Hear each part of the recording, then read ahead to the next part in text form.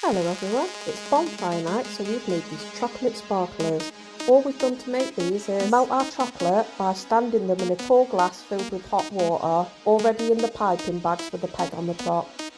We're just using breadsticks and just dip those into the bag of melted chocolate, and we can squeeze the sides up a bit to make the chocolate go up a bit higher on the breadstick.